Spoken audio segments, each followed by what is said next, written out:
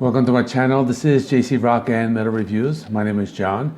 Today I'm reviewing Kiss Rock and Roll Over, released on November 11th, 1976, celebrating its 45th anniversary.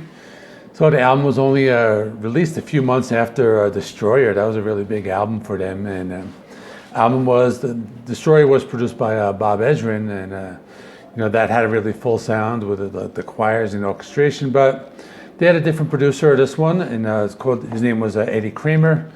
He's a producer and engineer. He's worked with a lot of classic rock greats. I think he's worked with like Beatles and Led Zeppelin and many others. And so they recorded this album at Star Theater in Nanuet, New York. So the sound on this album is a little more straightforward, hard rock, and so just rock and roll, kind of as opposed to that very like big sound of Destroyer. The production sounds very good, and the song styles are very similar to that of maybe like the first album.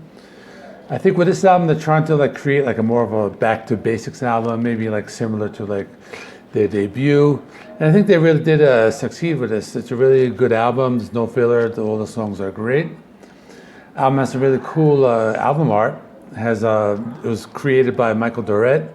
He did the album cover for Sonic Boom in 2009. And the band Anthrax, they've always made it known they were big Kiss fans. They released a live album called Kings Among Scotland, and the cover art really pays tribute to this album, Rock and Roll Over. So the album has 10 songs, so I'm going to go through the tracks. The album starts off with I Want You. It has a soft acoustic intro, but then it gets heavy.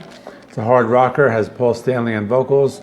Gene does backing vocals in this one. The song has a cool classic rock style solo, and there's some pretty cool like phase shifter guitar effects in the end. Next is Take Me. It's another hard rocker, and the lyrics are filled with those like classic like Kiss innuendos. The guitar riff has a really hard rock sound, and the guitar solo is just classic Ace Frehley. Next is one of the big hits, Calling Dr. Love. And the song's another hard rocker, has the simple power chords in the intro, the cowbell in the drum intro. It's a classic Kiss song, has Gene on vocals. The chorus is really good, has really great backing vocals. So they have a live version of this on the Alive 2 album. And this has also been included on many different like compilations and greatest hits collections. Next is Ladies Room, more of a straightforward like a blues-based classic rock song. Really great use of the cowbell again before the chorus. Another song with Gene on vocals, has some pretty cool lead guitar work by Ace Frehley. After that is Baby Driver. So this one has Peter Criss on vocals. Another classic rock song, has lots of lead guitar fills by Ace Frehley. And the song was originally a demo from Peter Criss's previous band called Lips. Next is Love 'Em and Leave 'Em. So this one has that classic Kiss style like guitar and bass intro.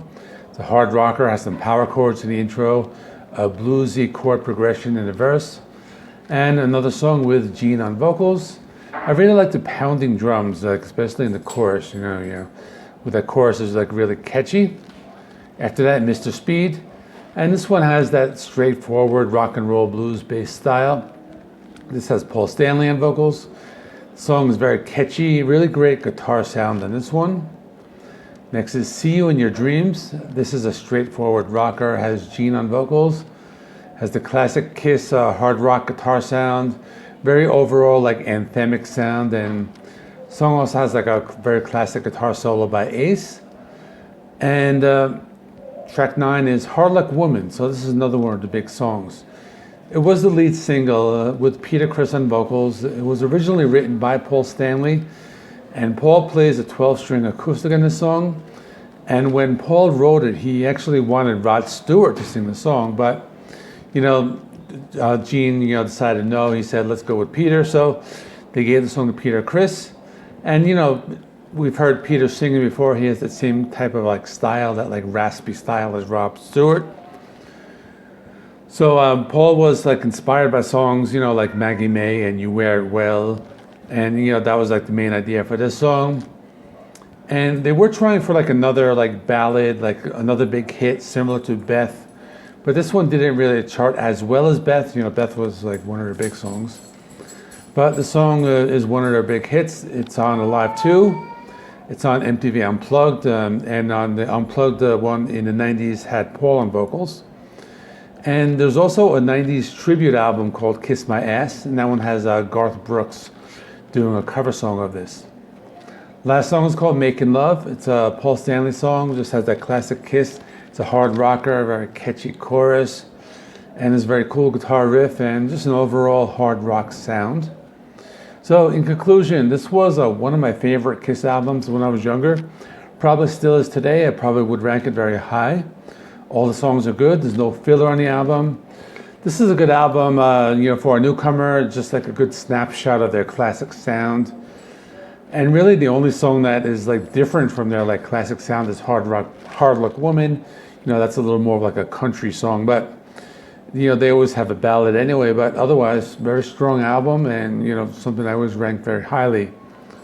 So up next I will be doing some more classic rock and metal reviews. So I have Motley Crue, Too Fast for Love, celebrating 40 years. And then over the weekend, there are some new releases coming out. Will be LA Guns, Enough's Enough is releasing a covers album. And this is a band called Metallica, which mixes the Beatles and Metallica. It kind of sounds strange, but they actually make it work. So I'll probably be reviewing those during the weekend. So that's it. Stick around, like, comment, subscribe. Check out some of the other videos. I will link them over there, and see you all in the next one.